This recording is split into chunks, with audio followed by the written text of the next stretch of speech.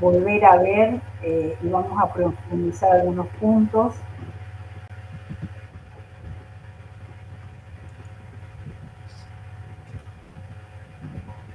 Los de ENSA están jugando con la atención de la... La verdad que está jugando ese de que va bien, ese jugar, está bueno.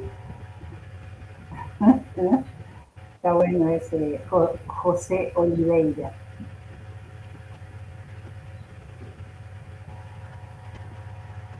Pero unos minutitos más a ver si ingresan los chicos. Qué bueno, tenemos dos Verónica Echavarría, una que está así en la foto y la otra.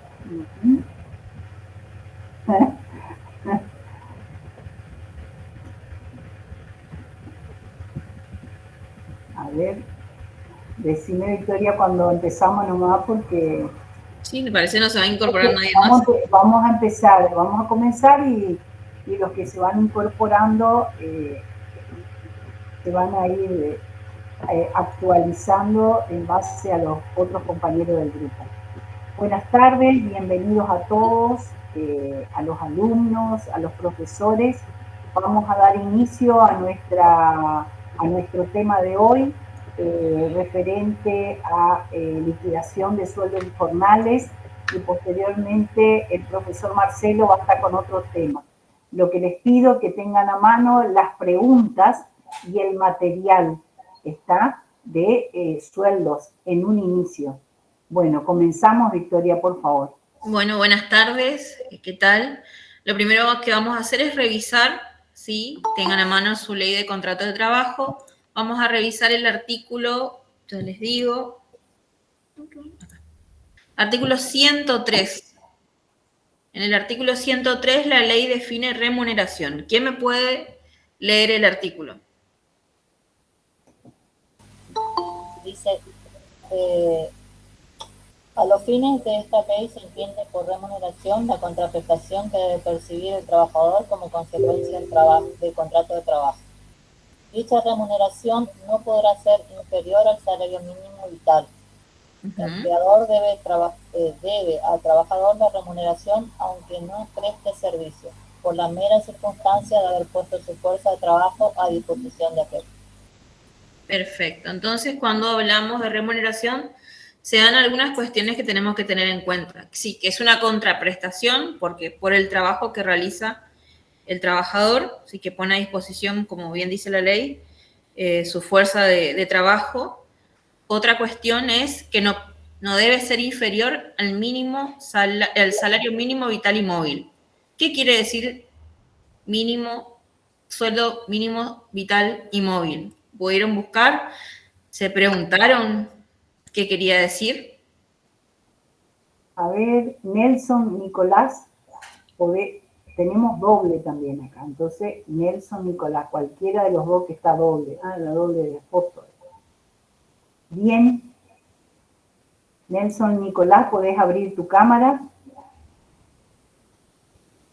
Bueno, no vamos a perder tiempo, pero andá marcándole, Andrea, como que ya le llamé y no funciona, coloquen en el chat. Profe. Adelante. Perfecto. Hay una demora ahí en el... Bueno. Sí, me parece que mi internet está andando medio mal. Ajá. Bueno. Pero sí, dígame. La profesora Victoria, buenas tardes, Nelson. Acá la profesora Victoria te hace una pregunta. Ahí está, sí. Ahí lo veo. ¿Qué tal, Nelson? ¿Qué quiere decir sueldo mínimo vital y móvil? No hace falta que digas lo que dice la ley, simplemente decime, porque es un tema que lo escuchamos con los acuerdos salariales, se viene tocando mucho, sabemos que se va ajustando cada cierto tiempo. ¿Qué significa? Es el sueldo mínimo al que tiene derecho, digamos, el trabajador. Exacto. ¿Qué se pretende que cubra ese sueldo mínimo? Las necesidades básicas del trabajador. ¿Cuáles serían las necesidades básicas? Comida, educación, el que pueda sostener a la familia. Entonces serían alimento adecuado, ¿sí? Claro. Vivienda digna, vestuario, asistencia sanitaria, transporte y esparcimiento. ¿Sí? Esto es lo que se pretende que cubra ese salario mínimo vital y móvil. Entonces recuerden, siempre vayan desagregando para poder ir comprendiendo todos los conceptos que vamos trabajando. Entonces hablamos de remuneración, hablamos de salario mínimo vital y móvil, ¿sí? Luego el título que sigue son los caracteres de la remuneración. ¿Qué quiere decir esto? Que la remuneración tiene que ser onerosa, es por un plazo, se entrega físicamente dinero y es una obligación, ¿sí? Y aparte, esos son los caracteres. Y aparte podemos ver los principios de la remuneración, que son de irrenunciabilidad, inembargabilidad, proporcionalidad, intangibilidad, incesibilidad, ¿sí? ¿Qué quiere decir esto? Lo vemos rapidito, lo que les estoy diciendo está en la ley. Todo el material que estamos viendo está en la ley de contrato de trabajo. No vamos a salir de ese tema, ¿sí? Que es irrenunciable, inembargable en cierto sentido, ¿por qué? Porque sabemos que se puede embargar el salario por algunas cuestiones, pero siempre debe contemplarse el salario mínimo vital y móvil, ¿sí? No se puede dejar desamparado al trabajador. Hay algunas excepciones igual. Proporcionar la tarea que realiza, ¿sí? Técnicamente. Entonces esas son las cuestiones que tienen que tener en cuenta cuando definimos la remuneración.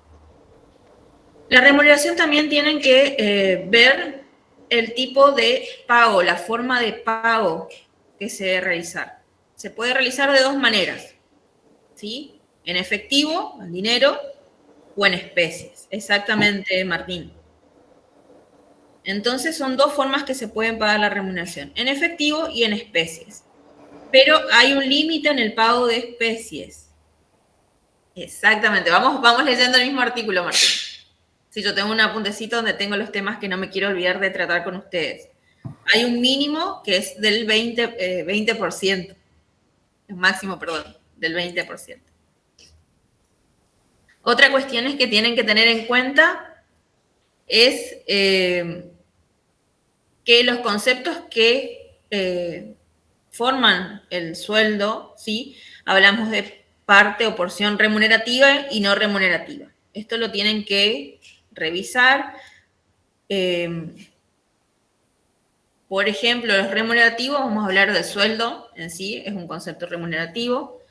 Y después están las prestaciones no remunerativas, que tienen una finalidad de beneficios sociales, por ejemplo, indemnizaciones, compensaciones de pagos y subsidios. Estos son los conceptos que integran las prestaciones no remunerativas.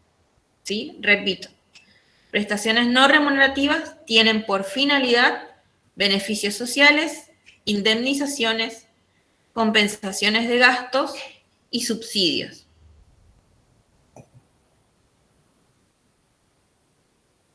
¿Hasta este momento van bien? Buenísimo. Si tienen alguna duda, me pueden parar, podemos rever algún concepto que les quede claro, ¿sí? En esta parte, pregunta de examen en todas las instancias es el concepto de remunerativo y no remunerativo y ejemplos en los dos casos. Anoten por favor eso se pregunta en el parcial, en el coloquio y en el final. Concepto de remunerativo, ejemplo. Concepto de no remunerativo, ejemplo. Exactamente. Entonces podemos ver que, por ejemplo, conceptos remunerativos, ya que la profe me dio pie, les voy a nombrar algunos que van a ser conceptos no remunerativos, no les voy a nombrar todos porque ustedes tienen que investigar. El primero y principal, que no tienen que dudar nunca, es el sueldo básico. Siempre es un concepto remunerativo, ¿sí? Otro concepto remunerativo es el sueldo anual complementario, ¿sí? Y le voy a dar 3, ustedes van a investigar el resto, son las horas extras. Entonces le di un ejemplo de 3 conceptos no remunerativos. En la mesa le podemos pedir 5, tienen que investigar 2 más, ¿sí? Entonces, estos son algunos ejemplos de conceptos remunerativos. Profe, ¿puede repetir el último, por favor? ¿Cómo no? Horas extras. Gracias. Que le estoy diciendo los más comunes que ustedes van a ver. Hay otros que también pueden ser conceptos remunerativos. Conceptos no remunerativos, por ejemplo, indemnizaciones, vacaciones no gozadas, ¿sí? Vales de alimento, ticket canasta, son conceptos no remunerativos. ¿Quieren que les repita? Yo diría acá que otra cuestión que tienen que saber es qué diferencia existe entre uno y otro. Claro. Dijimos concepto, dijimos ejemplo, y en qué se diferencia uno de otro. Exactamente. Profe, la diferencia sería que uno está alcanzado a descuento y el otro no. Exactamente, Exactamente, José Francisco, exacto. Eso es pregunta de examen. O sea que acá ya tienen 3 preguntitas de examen. Entonces, por ahí, por los que no estuvieron tan atentos a lo que estábamos comentando con la profesora y con Martín, vamos a hablar que los conceptos remunerativos, ¿sí?, se utilizan o son base para el cálculo de aportes y contribuciones, ¿sí?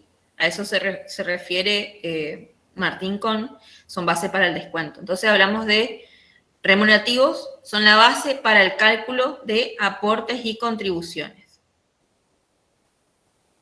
¿sí? Y cuando hablamos de conceptos no remunerativos, son aquellas que no intervienen en el cálculo de aportes y contribuciones. En definitiva, en uno se hace un descuento y en el otro no. Esa es la diferencia.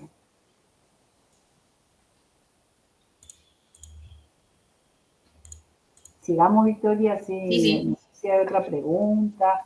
¿Quedó todo claro? ¿Están todos anotando? Bien, esos son algunos conceptos que estuvimos viendo. Ahora vamos a hablar ya de la determinación, ¿sí? Los conceptos que conforman la retribución del trabajador. Por ejemplo, el primero vamos a hablar del sueldo bruto, ¿sí? ¿Pudieron investigar el concepto de sueldo bruto? Sería interesante si alguien trajo un recibo de sueldo o alguna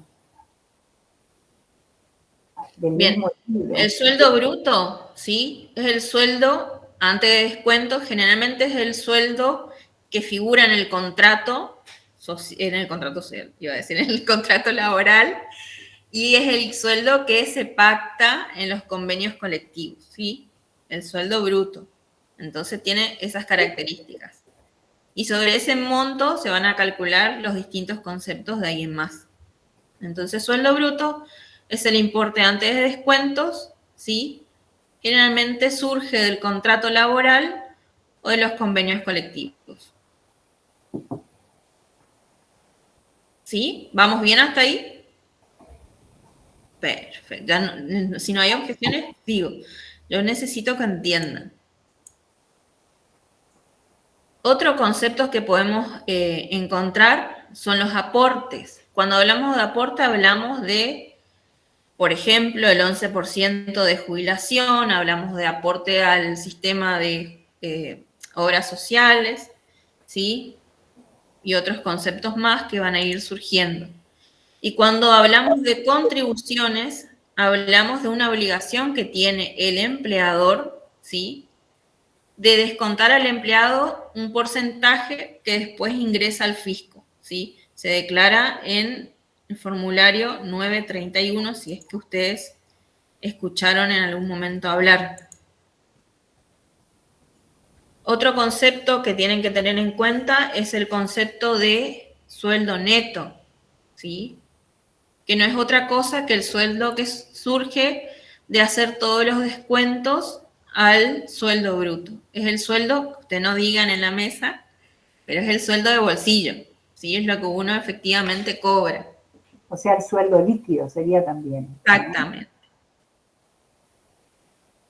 Esos son algunos conceptos que tienen que ir formando parte de su vocabulario. Y luego vamos a hablar de, acá tengo el otro, horas extras. ¿Sí? ¿Qué quiere decir horas extras? ¿Buscaron en la ley? No, sí, tal vez. Eso está todo en el libro que yo les publiqué, inclusive Jacqueline me volvió a solicitar la foto del libro. Todo esto que estamos hablando se encuentra en ese libro. ¿Está? Profe, yo tengo el concepto del libro justamente. Buenísimo, ¿puedes compartir? Sí, sí, por favor. Sí, compartir. Son los pagos adicionales sobre horas trabajadas en exceso a la jornada laboral. Exacto. Continúa. Sí, igual. sí, sí. Dice, si el trabajo excede la jornada legal prevista para la actividad por ley o convenio colectivo, el empleado puede seguir desplegando tareas, pero haciéndose acreedor de un recargo por cada lapso de tiempo trabajado en exceso. Exacto. Dice, algunas características que hay que cumplir para que trabaje horas extras. Primero, sí, que tiene que ser autorizado por el empleador. Muy bien. Dice, y no ser compensadas con francos. Después, bueno, ¿cómo es el cálculo? ¿Cómo se calculan? Tienen la fórmula en el libro. Sí. ¿Leo?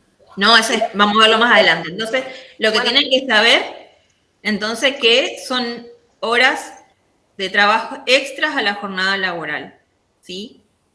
Van a ver que tienen ciertas características, pueden ser pagadas al 50% o al 100%, ¿sí? ¿Cuándo van a ser pagadas? Si tenés Jacqueline a mano, seguro más abajo en el texto del libro, te va a decir cuándo son pagadas al 50% y cuándo son pagadas al 100%. Dice de lunes hasta sábados a las 13 horas, 50%. Exacto. Después continúa, dice sábado, después de las 13 horas, domingos y feriados, 100%. Exactamente. Eso tienen que tener en cuenta. Siempre, claro, la ley da este marco general, pero también después entra a regir lo que dice cada convenio colectivo. ¿Sí? Van a ver que después, más adelante, cuando cuentan la antigüedad, algunos convenios se cuentan de una manera y otros de otra. O el periodo de prueba en algunos convenios es de 3 meses y hay otros convenios que es de 1 año. ¿Sí? Siempre leemos el marco general, pero cada convenio tiene su normativa o su forma de definir. Por eso que nosotros tenemos, por ejemplo, la ley de contrato de trabajo sería la base, pero después nosotros siempre decimos, si vas a liquidar sueldo, ¿qué tenés que tener en cuenta? Te pregunta examen, David, ¿qué tenés en cuenta?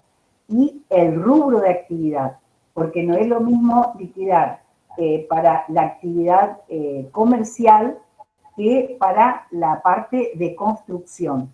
O sea, tenemos en cuenta el marco general, como dijo la profesora, y después el rubro específico de actividad. ¿Está? Exactamente. Entonces vamos a hablar de horas extras al 50%, de lunes a sábado, hasta las 13 horas. Y vamos a hablar de horas extras al 100% desde el sábado, después de las 13 horas, hasta el domingo, ¿sí? Y feriados. ¿Van bien hasta ahora? ¿Van tomando nota? Sí, profe, estamos tomando nota. Buenísimo. Esto que dijo Jacqueline es muy importante, de que previa al trabajar las horas extras debe ser autorizado, ¿sí? Porque si uno se queda en exceso sin autorización del jefe, no se computan las horas extras. Entonces siempre tiene que ser autorizado. Porque en base a eso, después va a ser el cálculo de la remuneración que corresponde por esas horas. Otra cuestión que tienen que tener en cuenta, ¿sí?, son los feriados y los días no laborables. ¿Pudieron buscar esto? ¿Cuál es la diferencia?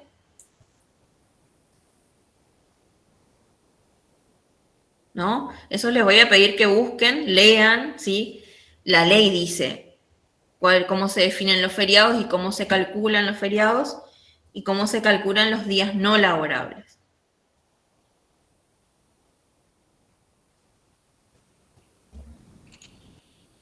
¿Es lo mismo? ¿No es lo mismo? ¿Cuál es la diferencia?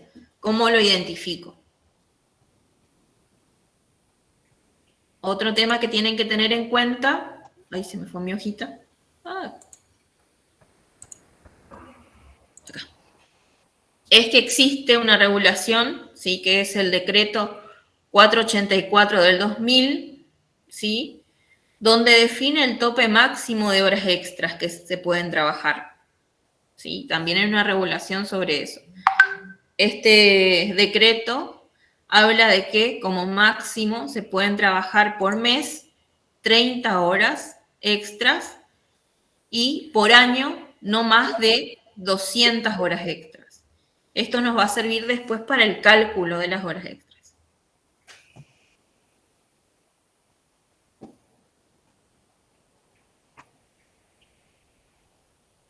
Bien.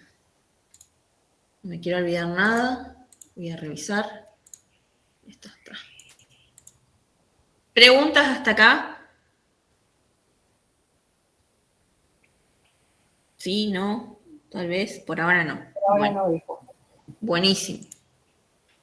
Entonces, otra cuestión que tienen que tener en cuenta es recordar en realidad que deben hacer todas las inscripciones correspondientes antes de que el trabajador inicie. Esto ya lo habíamos hablado, les recuerdo ahora, porque se me ocurrió que no les conté, no les volví a decir, ¿sí? Pero tienen que hacer la inscripción de empleador, darle de alta al empleado, armar el legajo con toda la información correspondiente, ¿sí? Se da por entendido que ustedes lo hicieron en taller 1 y que ahora ya saben cómo buscar esa información y saben cómo realizarlo, ¿sí?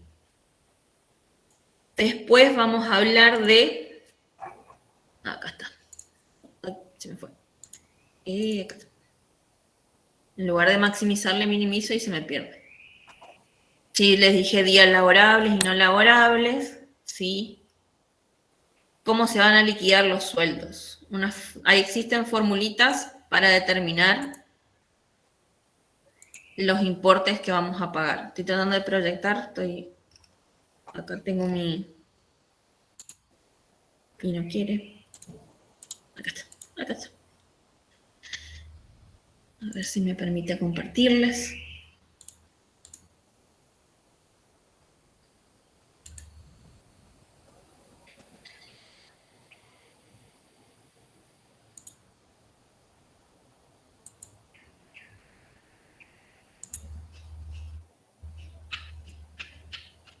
¿O tenés para proyectar? Después cuando finalice nomás. Ahí va despacito porque el Sí, internet no, está bien, sí. A ver si se ve más grande. Bien, ahí está. Ese es un ejemplo, ¿sí? De cómo se calcula el sueldo mensual. Le hace referencia al artículo que define, sí, que es el artículo 104. El sueldo mensual entonces va a ser igual al sueldo básico, que es el que figura en el contrato de trabajo, dividido 30, ¿sí? Por los días trabajados.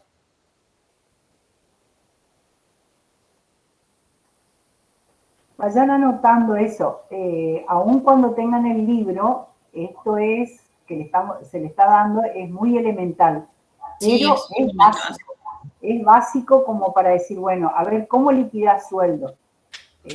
Entonces, es muy importante. Para esta liquidación tienen que tener como dato el periodo que se va a liquidar. En este caso el ejemplo era de agosto de 2019. Los días del mes, ¿sí? Si existieron feriados o días no laborables, también tenemos que tener esa información que se carga en la planilla de sueldos en la parte de novedades. Entonces hacemos el cálculo para determinar la base del resto de nuestros cálculos, ¿sí? Profe, Y, ¿está bien el cálculo ese que está hecho? y puede ser que no. A ver, déjenme que calcule. Porque yo creo que este no llega a corregir, había un error. Dame un minuto. Hay dos datos que tenemos que tener en cuenta. El periodo de liquidación y el otro es la fecha que ingresó la persona a trabajar. ¿Sí? Todavía no se habló de antigüedad, pero para cualquier liquidación es importante el periodo que estamos liquidando y la fecha que ingresó esa persona a trabajar. No, está mal el último importe, es 3.152. ¿A ese importe llegaste, Francisco? Sí, ¿no? Sí, ahí me tengo fijado, lo saqué. Pero ¿qué daría eso? Porque O sea, eso es el importe del sueldo mensual. Y eso va a figurar en tu recibo de sueldo en la parte de sueldo.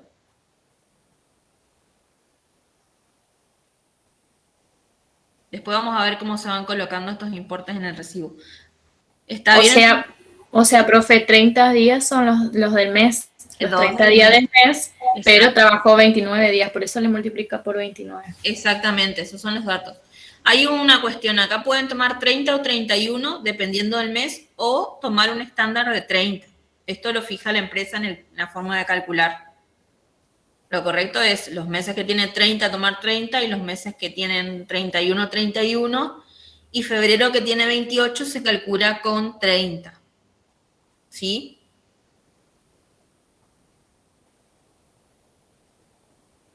A ver cómo sigo reletando la otra. Ay, se me fue. Acá. Ahí está.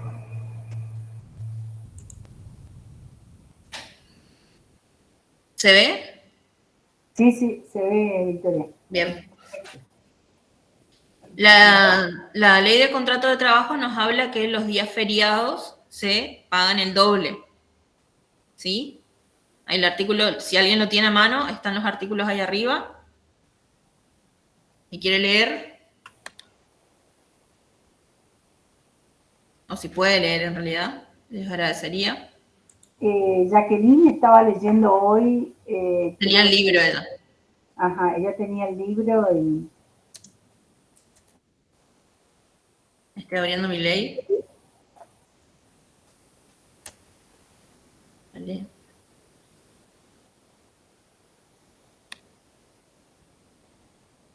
No quería tener un montón de ventanas abiertas, porque ya tengo muchas. Profesora, le hago una consulta. ¿El sueldo básico es 32.000 o 3.200? Porque en el cálculo anterior creo que decía 3.200. Ya te digo. Lo anoté mal. Ya voy para arriba. Dame un minuto. Hasta que reaccione esto. Acá dice 3.200, pero no importa el importe. Ah, bueno. Es solo para el cálculo, no tiene una correlación todavía. Son solamente numeritos a forma de ejemplo. Bueno, gracias. Sí. Después vamos a ver el ejercicio que ustedes simplemente van a ir reemplazando en las fórmulas. No se le va a pedir una liquidación completa, ¿sí? Se le va a pedir algunos conceptos porque necesitamos que ustedes sepan aplicar lo que dice la ley y no vamos a entrar en lo que hizo un convenio. Entonces no vamos a ver una liquidación de verdad. Sí, la ley de contrato de trabajo. Sí, pero podríamos leer si alguno trajera un recibo de sueldo de algún trabajo sin decir todo lo que gana, ¿no? O sea, para que haya confidencialidad con el empleador. Sí. Oliveira es, ¿cómo se Oliveira. llama? José Oliveira, José Francisco, para mí que tiene el recibo de sueldo. ¿Sí o no? Silencio, bueno, está bien. Bueno, esto igual lo pueden ir revisando. La fórmula es, el feriado se calcula el doble, entonces el sueldo básico por 30 por 2 porque nos va a pagar el doble el día. Nosotros el sueldo básico dividido 30 lo que nos permite obtener es cuánto es el valor de nuestro sueldo por día, ¿sí? Entonces nos tienen que pagar el doble que un día por 2 por la cantidad de feriados del mes. Entonces la fórmula básica, sueldo básico por 30, es el valor del salario de un día.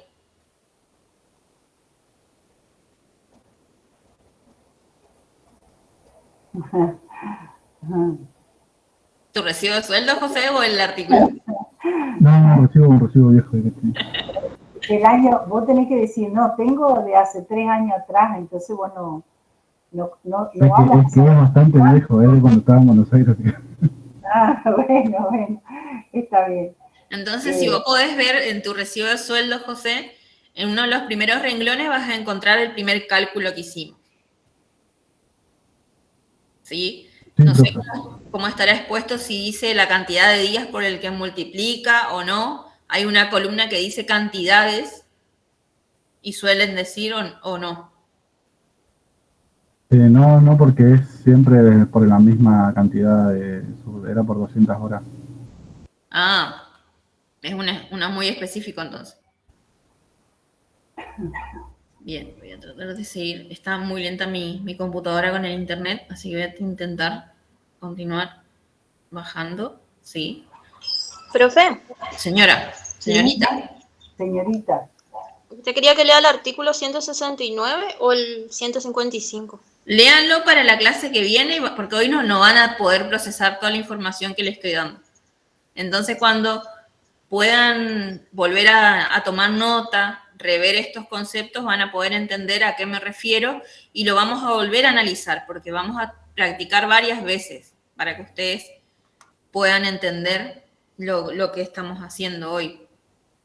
Vamos a ver un ejercicio completo, vamos a tratar de realizar todos los cálculos en Excel, porque no tengo pizarrón para mostrarles, pero el Excel sí lo puedo hacer. Entonces esa es la idea. Y este era el decreto que les decía hoy, el 484, que define ¿sí? el tope máximo de horas extras mensuales de 30 horas y anuales, ¿sí? 200 horas. Entonces lo que se hace es multiplicar las horas por 1,5 en el caso de horas al 50% por la cantidad de horas extras y en el caso de las horas al 100% por 2 por la cantidad de horas extras.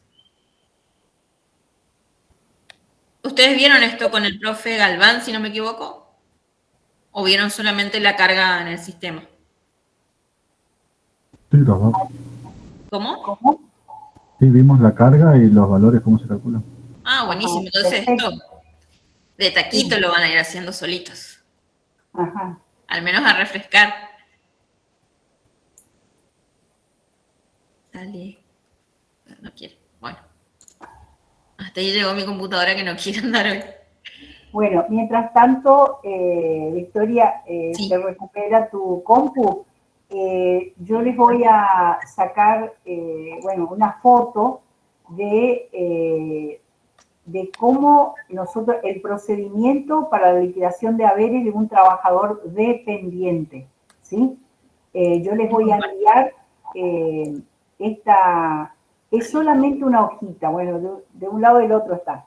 Tenemos todo el procedimiento. Cuando la profesora termine, yo voy a hablar así en general. Porque ahí le comparto, profe, porque justo es lo que sigue, tengo la hojita. Ahí le comparto. Es la famosa hojita, que es la que yo siempre les digo, a ver, ¿cuál es el procedimiento para liquidar sueldo de un trabajador en relación de dependencia? Entonces, como siempre, como hoy yo les decía, primero tenemos que tener en cuenta la ley de contrato de trabajo, esta ley, proyectar nomás si querés, sí, Victoria. Sí, está lento Entonces, esto tengo que tener en cuenta, esto, o sea, hay una serie de pasos, ¿no? Ahí está, que es lo que yo, alguna ley puede estar modificada, no es la que corresponde, pero en general el procedimiento, esto que va a explicar la profesora Victoria, es lo que nosotros tenemos que tener en cuenta. tanto para liquidar, supongamos que estemos trabajando en un comercio o en la parte de construcción, en general tenemos que tener en cuenta esto. Y después específico, a ver, ¿a qué rubro me dedico? Pero sería como un pequeño procedimiento para tener en cuenta. Esta es la base. Después ustedes cuando se reciben en cualquier lugar pueden trabajar o en forma independiente, porque hay empresas que tienen terciarizadas los sueldos. Entonces ustedes pueden trabajar. Esta es la base nada más. ¿Qué tengo que tener en cuenta? Así, bueno, te dejo, Victoria, así vos. Bien, entonces se resumen en 7 puntos que tienen que tener en cuenta para poder realizar la liquidación de un empleado en relación de dependencia. Primero es el encuadre jurídico de la actividad en la empresa.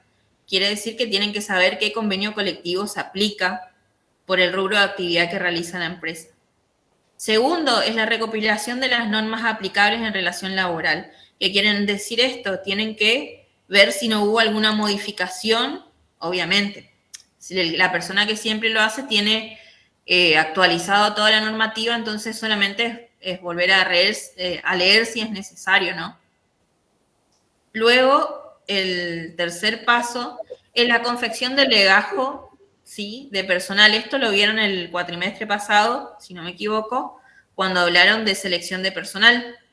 ¿Sí? Con el profesor Marcelo. Con el profesor Marcelo van a ver que se van integrando, porque es todo junto. Siempre nosotros le exponemos por separado para que ustedes vayan entendiendo, pero esto se hace de manera simultánea, necesariamente una de la otra.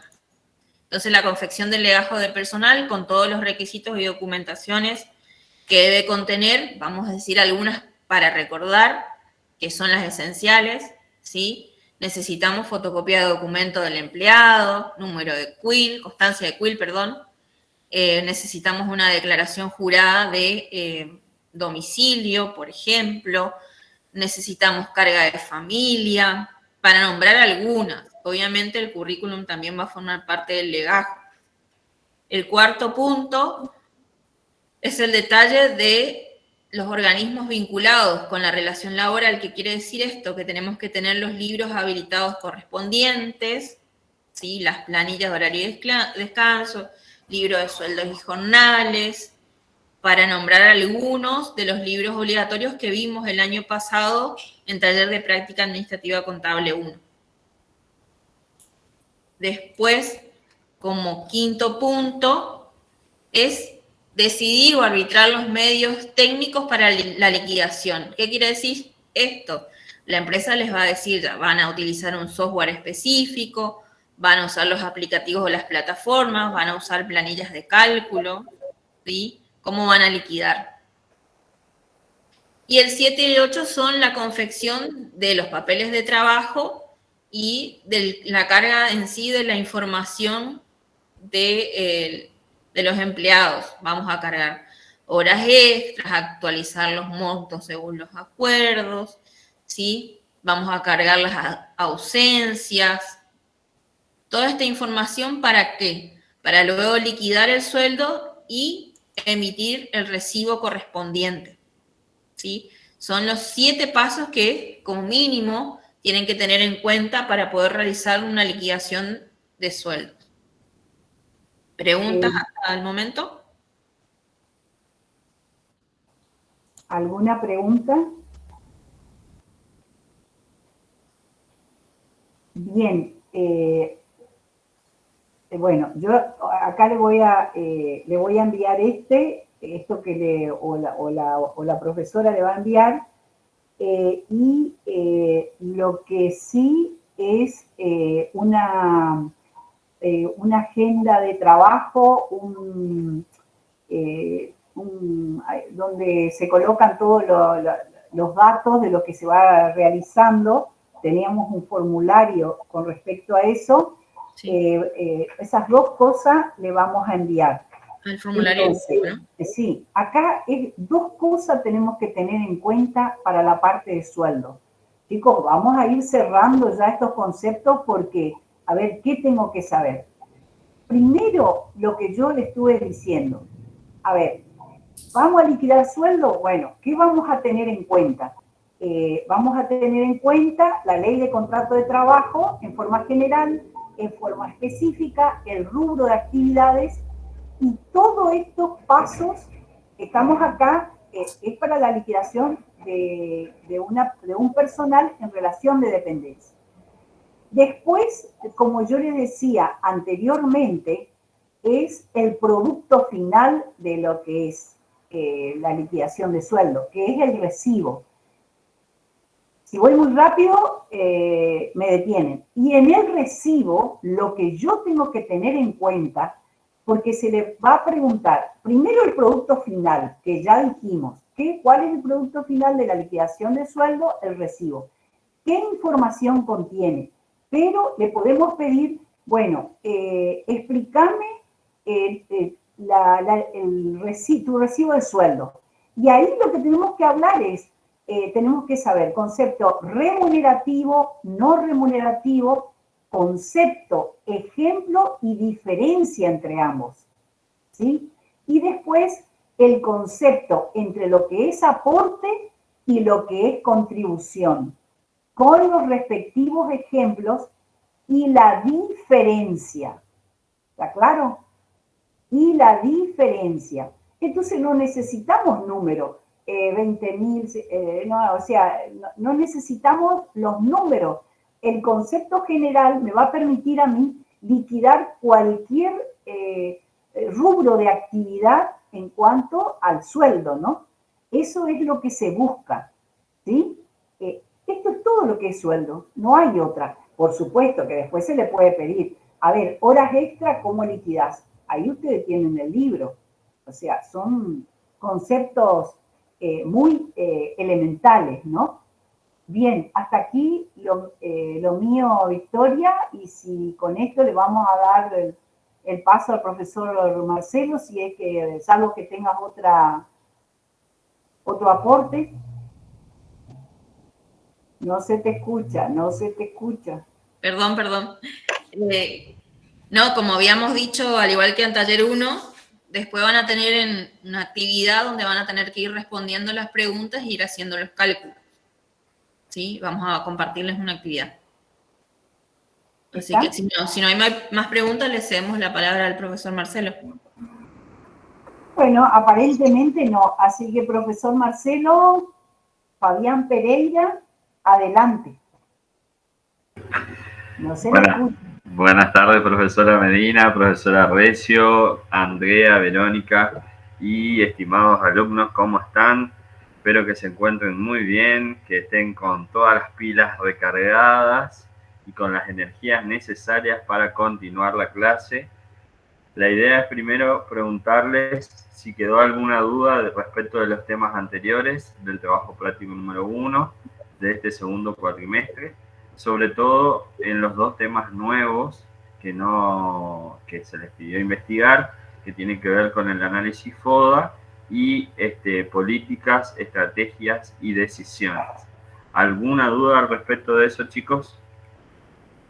Les pido por favor que el que tenga alguna duda me la plantee.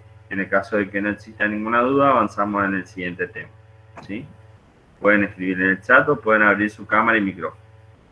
Les pido nomás que sean lo más expeditivo posible a efecto de aprovechar lo mejor posible el tiempo.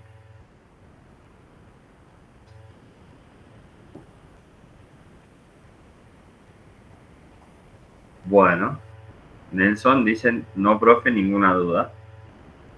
Bueno, me alegro. ¿Alguien más? Susana, ¿todo bien? Bueno. Daniel Báez, ¿todo bien? ¿Entendiste todo? ¿No te falta nada? María Florencia.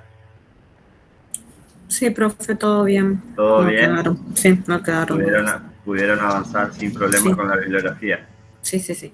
Bueno, Lucas Pradier. Todo claro. Todo claro. Creería. Bueno, ¿utilizaste la bibliografía que te mandamos o alguna alternativa? Creo que alternativa, o sea, nos dividimos igual los puntos. Ajá. Yo hice la parte práctica en realidad. Bueno, está bien, no hay problema. La clase María, pasada le había leído algo, no sé si estaba bien eso, ¿ah? lo de los pasos de Del proceso de decisión, eso. sí, sí, Y bueno, sí. con esa bibliografía, así que creería que... Bueno, ahora lo vamos a revisar, así que ahí vamos a después darle las devoluciones correspondientes. Gracias, Ujú. Lucas. Mariela Henker. Gracias, Daniel Báez, no hay problema. Sí, Tranquilo profesor. nomás. ¿Cómo anduvimos con el trabajo práctico? Bien, nosotros también nos dividimos parte del trabajo con los compañeros para poder avanzar, pero resolvimos todo a tiempo y avanzamos bien. Bueno, me alegro. Jacqueline. Estoy en el grupo de Mariela. Bien también, profe. Ah, bueno, muy bien entonces. Bueno, me alegro que no hayan dudas entonces. La idea es que hoy trabajemos sobre la matriz Boston Consulting Group que analiza la cadena, en realidad no la cadena, sino lo que se denomina la cartera de negocios de la empresa de ustedes. En esto vamos a tener que analizar, vamos a tener que investigar primeramente qué es la matriz Boston Consulting Group, para qué se utiliza, ¿no es cierto? Vayan anotando las preguntas. Vamos a tener que saber, por ejemplo, cómo se grafica la matriz, cómo son los ejes, qué representa cada eje cartesiano. Por otro lado, vamos a tener que saber qué posición representa el producto estrella, el producto vaca lechera, el producto interrogante y el producto PER. Lógicamente que estamos hablando de que en una organización vamos a encontrar unidades de negocios totalmente distintas, ¿no es cierto? Porque cuando estamos hablando de estos 4 productos, estamos hablando de unidades de negocios o unidades estratégicas de negocios distintas. No estamos hablando del mismo producto. Entonces, vamos a tener que ver cuál es el análisis que hacemos respecto de la posición del mercado, que ocupa, y además vamos a tener que detectar en estos 4 productos cómo estamos nosotros como organización, por un lado. Entonces, van a investigar. Si es que no investigaron, ¿alguien investigó sobre la matriz Boston Consulting Group? Del análisis de la cartera de negocios. ¿Hubo oportunidad de leer algo? ¿Sí? ¿No? ¿Sí? Susana, a ver.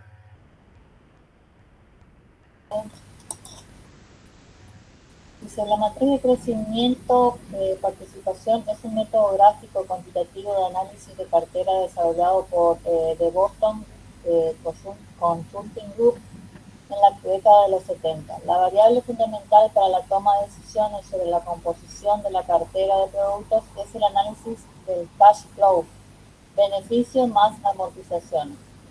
Ha de conseguirse un equilibrio en el cual los productos que dan liquidez a la empresa financien a los deficitarios. Muy bien. ¿Y qué investigaste, Susana, sobre los productos? Porque vamos a tener 2 cuadrantes, uno de la participación y el otro del grado de crecimiento.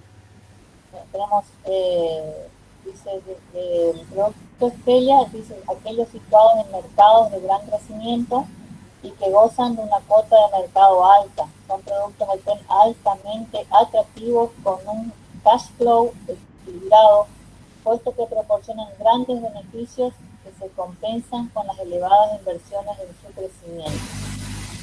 O sea que tiene entonces, en el cuadrante tiene una alta tasa de participación del mercado y una alta tasa de crecimiento.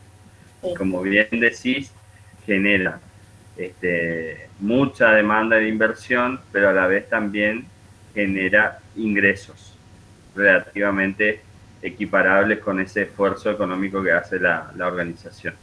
El producto vaca lechera o el producto vaca. Aquellos situados en mercados de crecimiento bajo, pero con una cuota de mercado alta. Se trata de productos en la fase de madurez de su ciclo de vida. No necesitan de grandes inversiones y debido a su experiencia acumulada no generan grandes costes. Producen elevados ingresos y son la base de financiación de la investigación y desarrollo de los productos interrogantes y compensan las elevadas sumas de capital invertido en los productos estrella. O sea que estamos hablando de un producto que es el que más ingresos nos genera como organización, cuando estamos hablando del producto vaca lechera. Y el que da sustento, entonces, a la investigación y desarrollo de nuevos productos, como es el caso del signo interrogante, y como también soporte de las inversiones altas que tenemos que realizar para el desarrollo de los productos de estrella. Bueno, y el producto interrogante. Dice, aquellos situados en mercados de gran crecimiento, pero con reducidas cuotas de participación en el mismo. Proporcionan unos beneficios moderados y necesitan grandes inversiones para mantener sus cuotas de mercado o aumentarlas. Tienen potencial para convertirse en estrellas, pero si son mal gestionados, pueden acabar transformándose en productos perro. Muy bien. ¿Y el producto perro? Poseen reducidas cuotas de mercado y están situados en mercados de bajo crecimiento. Tienen pocas necesidades de financiación, pero a su vez generan pocos fondos. Su rentabilidad es muy pequeña y se convierten en un lastre para la empresa, inmovilizando recursos ineficientemente. Son productos difíciles de reposicionar e impulsar, pero que muchas veces son mantenidos por las empresas para obtener una gama completa de productos. No obstante, es recomendable deshacerse de ellos, proceder a la desinversión controlada o cosecha, ya que se encuentran en su etapa final de vida.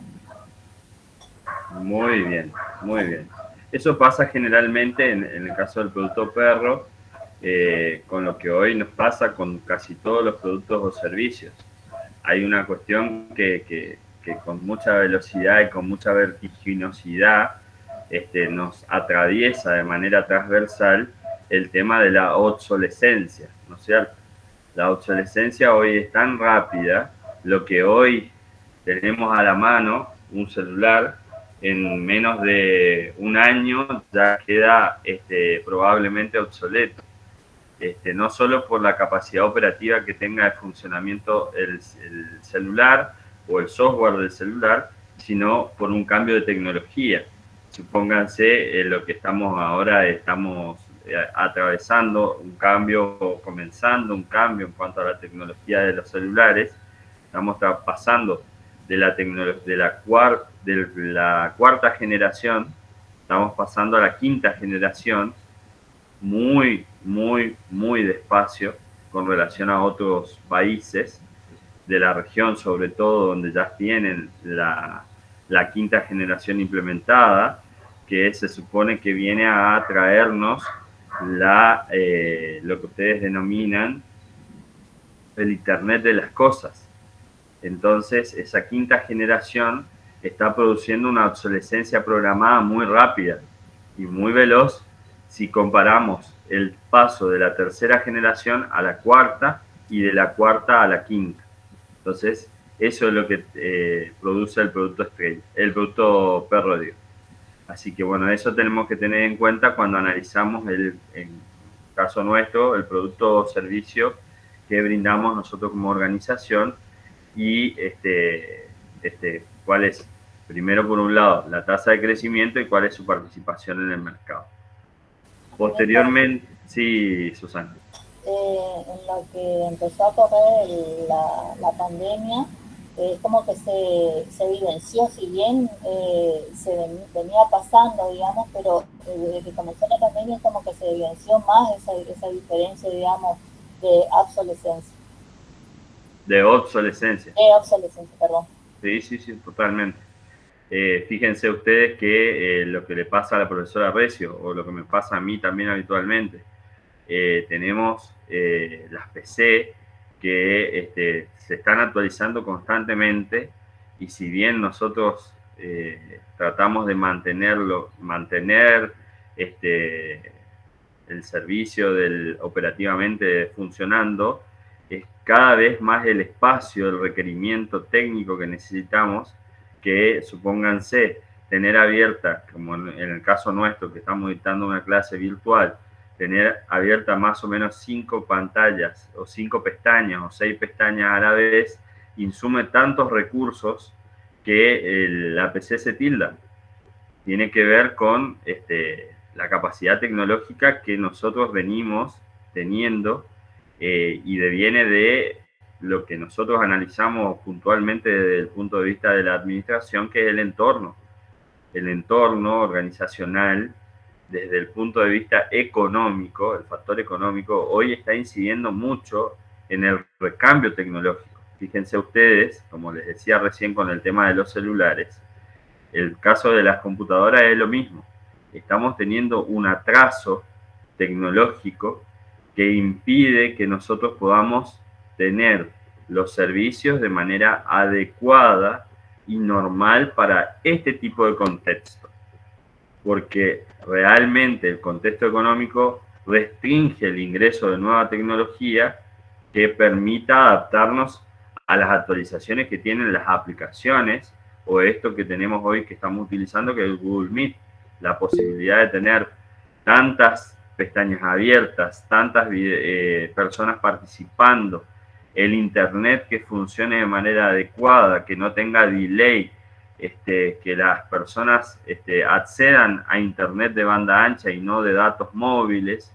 Todo eso hace que realmente el tema de la obsolescencia sea hoy una cuestión que tengamos que pensar y que tengamos en cuenta a la hora de desarrollar nuestros negocios. Me comenta Martín Díaz, en Alemania hay un proyecto que para que duren 7 años por los celulares que constantemente tienen actualizaciones. Bueno, ven, si ustedes se fijan cómo marcadamente hubo una curva ascendente en la obsolescencia respecto de los celulares, porque estamos hoy en el 2021. Recuerden ustedes que más o menos los celulares llegaron en la década del 90, recordarán los más grandes, el ladrillo, como comúnmente se le llamaba al Motorola, que inicialmente llegó y que fue la primera etapa de los celulares, hasta que en el año 2000 pasamos a los móviles más chicos, más pequeños, con una mejor tecnología de software y demás, hasta que de ese cambio del ladrillo que denominábamos antes el primer celular que teníamos, pasamos a un celular a la palma de la mano con mayor tecnología. Hicimos un salto de la segunda generación en menos de ¿cuánto tiempo? Acuérdense que la segunda generación estamos hablando del año 2000. Y del año 2000 al año 2005, 2006, pasamos a la tercera generación. Y del 2006 hasta más o menos el 2010, estuvimos en la tercera generación y media más o menos, hasta que en el pasado, el 2013 más o menos, empezamos a tener el 4G que se fue implementando muy de a poco, pero ya fue mucho más rápido. Y hoy estamos en el 4G todavía sin poder avanzar a la quinta generación. Entonces, es como que la economía está incidiendo en el proceso de obsolescencia. Entonces, eso es lo que tenemos que tener en cuenta cuando hacemos el análisis de las unidades estratégicas de negocio que tenemos nosotros como organización, llámese productos o servicios que tengamos llevando adelante. Bueno, me alegra, Susana, que hayan investigado. Eso es importante.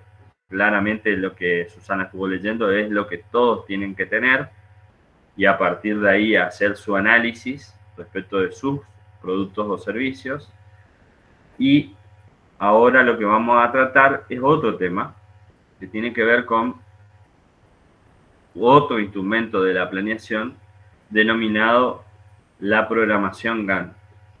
La programación GAN, vayan tomando nota, la programación GAN se escribe G-A-N-T. Es un instrumento de la planeación que nos permite establecer el tiempo de duración de un determinado proyecto. Es un diagrama, exactamente. Es un diagrama que nos permite establecer el tiempo de ejecución de nuestros proyectos. Estos proyectos van a tener en esa representación gráfica o diagrama, como lo quieran llamar, dos tiempos.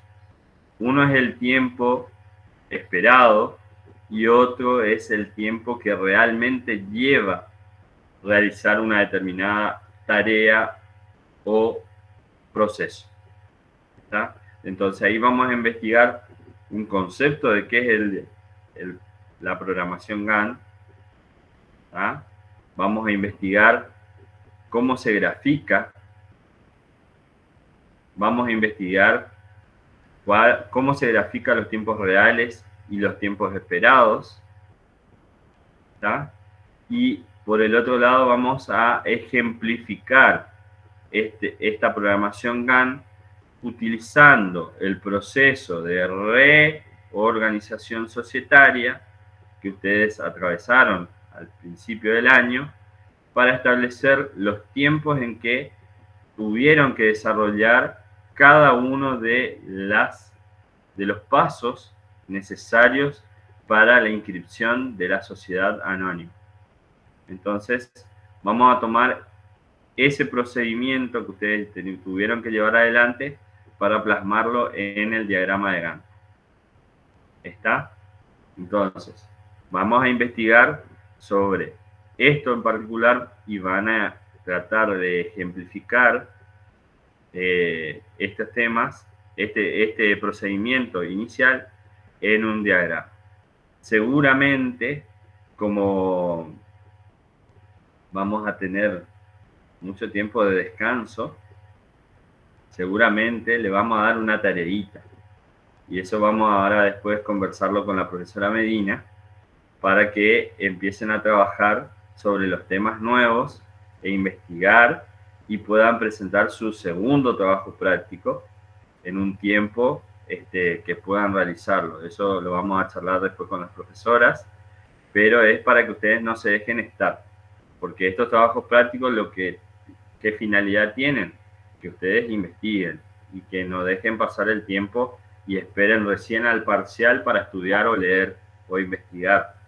¿Está? Entonces, esta es la actividad última de estos trabajos que vamos a encomendarnos. ¿Alguna duda respecto de lo que estuvimos hablando? Profe, disculpe, yo quería hacer una consulta con respecto al trabajo que se envió. Recién nuestra coordinadora del grupo nos avisó que no se pudo enviar porque como que colapsaba la página, pero mandó el correo de la profe Medina. Bueno, si explicaron los motivos y lo mandaron en tiempo y forma, sí. La profe lo va a considerar, no hay ningún problema. Ah, ok, dale. Siempre gracias. ustedes, cuando tengan este tipo de situaciones, ustedes traten de munirse de respaldo.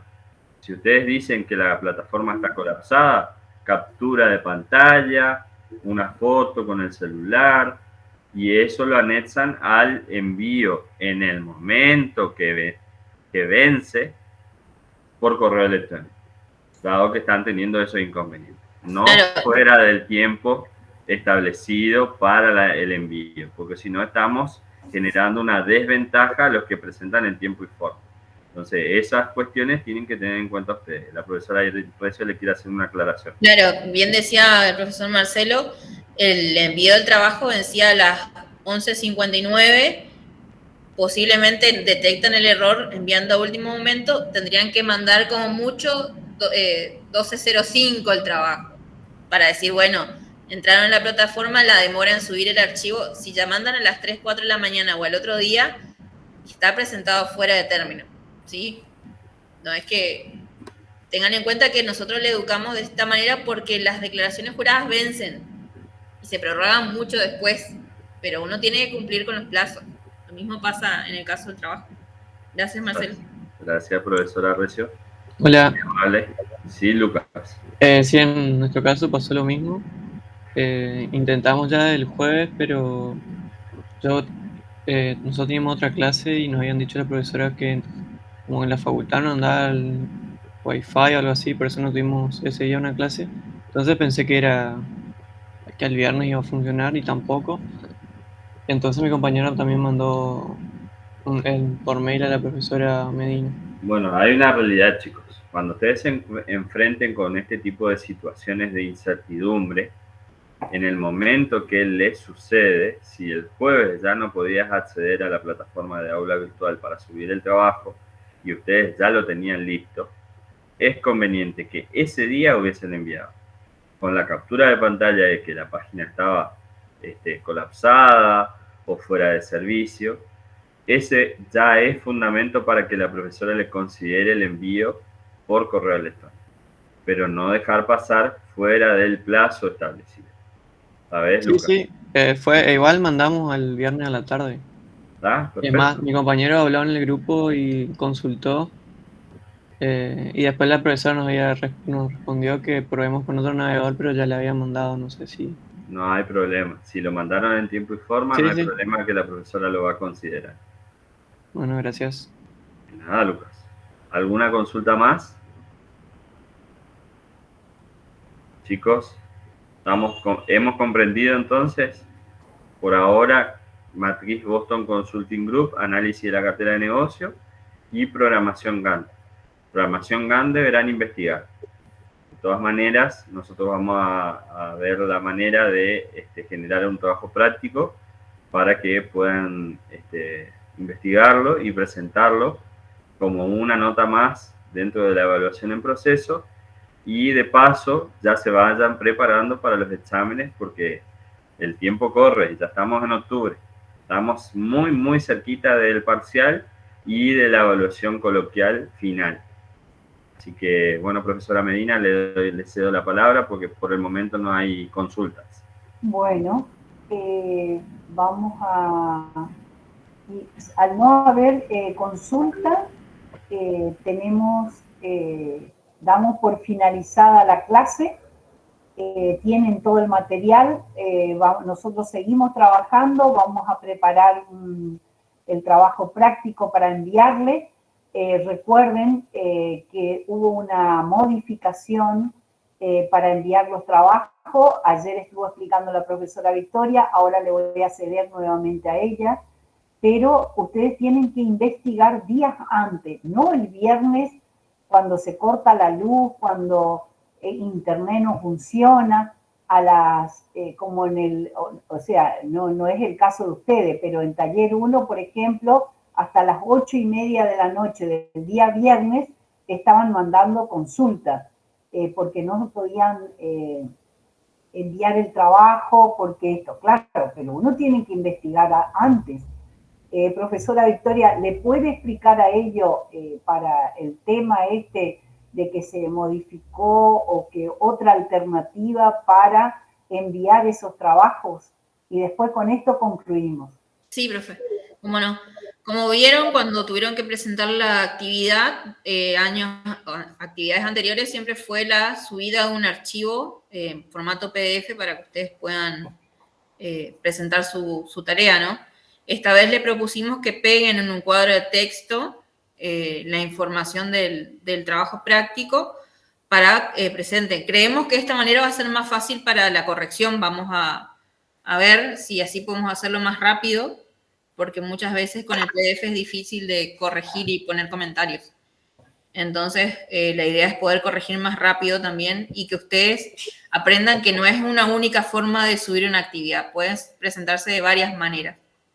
Entonces, lo único que notamos es que no les suben las imágenes. Así que eso vamos a ver cómo se resuelve. Así que van a tener esta actividad que viene, va a ser en su mayoría texto, no van a copiar imágenes, así que posiblemente va a ser de la misma manera, copiar el texto en el cuadro de texto. Hay una herramienta que tiene yo creo que compartí en el grupo, es un cuadradito, con un bloc de notas sería, no me acuerdo en cómo se llama la cosita esa, con una W, que quiere decir que mantiene el formato del Word cuando ustedes pegan el texto dentro del cuadro de texto. Igual después les vuelvo a compartir la imagen para que la vean. De esa manera va a ser la actividad que vamos a enviar. Así que, profe, les cedo. Sí. Bueno, muchas gracias por haber compartido esta tarde con nosotros.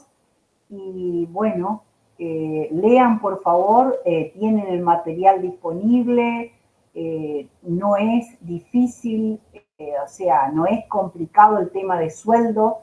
Desde el momento que yo le estoy diciendo esto tenemos que saber, esto es básico. Pues yo tengo que leer, porque si yo no leo, no sé explicar. Y al no saber explicar, es como que yo no sé. ¿Está? Pero ¿qué tengo que saber? ¿Por qué? Porque esta es la demanda que tiene en todos los sectores, privado y público, para el cual el TUAC se forma. En cada uno de estos temas, bueno, hacemos una explicación general. Después está las explicaciones concretas, y más que nada que la tienen que dar ustedes y tienen que traer preguntas, tanto en la parte contable como en la parte administrativa. Bueno, hasta la próxima entonces. Feliz feriado largo, así que el práctico no va a ser cortito, como dijo el profesor Marcelo, va a ser largo. O sea, 2 días, viernes, lunes, no, o sea, tiene que ser largo. Perdón, ¿por qué el viernes feriado? Día de la diversidad cultural. Y feriado puente turístico. El día lunes es el día de la diversidad cultural. Gracias. Bueno, muchas gracias, chicos. Tomen en cuenta, por las dudas, esto es un aviso parroquial, profe. Sí. Tomen en cuenta que la facultad no va a tener servicio ni miércoles por la tarde ni todo el jueves, por tareas de mantenimiento en la parte de energía eléctrica. Están reemplazando la parte de grupos electrógenos y la parte externa del transformador que tenemos en el campus universitario. Así que si van a utilizar algo del aula virtual, tomen la precaución de hacerlo antes de las 12 del día de mañana. ¿Y habrá clases, profe, no sabe? Y por el Google Meet no va a haber problema. El tema es clases hay. Lo que es servicios nomás es lo que no va a haber. Ni tampoco atención administrativa. Porque no va a haber luz. Porque no va a haber energía eléctrica, exactamente. Bueno, muchas gracias. Hasta luego, chicos. Chau, Buen fin de semana.